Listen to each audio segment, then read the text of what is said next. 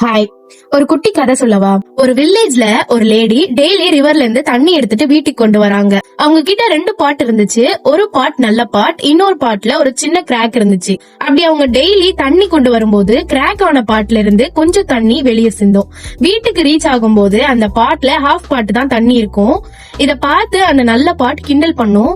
நீ இருக்கிறதே வேஸ்ட், உன்னால இந்த பாட் ஃபுல்லா கூட தண்ணி கொண்டு வர முடியல அப்படின்னு அந்த கிராக் ஆன பாட்டோட மனசை ஹர்ட் பண்ற மாதிரி பேசும்.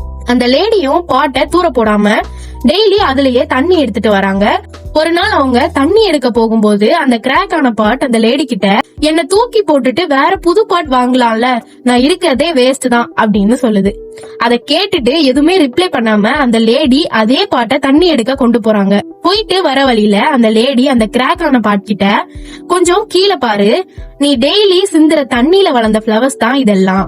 நீ தண்ணி சிந்தாம போயிருந்தானா இவங்க எல்லாம் இந்த பூமிக்கே வந்திருக்க மாட்டாங்க.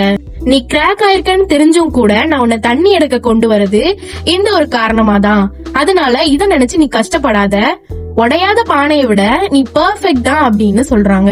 இந்த உடஞ்ச பாட் தான் நீங்க. நம்ம கிட்ட இருக்கிற குறைன்னு நினைக்கிற விஷயம் சம்டைம்ஸ் அதுதான் நம்மளோட ஸ்பெஷல் குவாலிட்டியா இருக்கும்.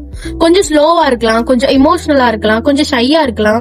ஆனா அதுதான் நம்மளோட யூனிக் ஸ்ட்ரென்த்னு மட்டும் மறந்துடாதீங்க. You are not useless, you are just different.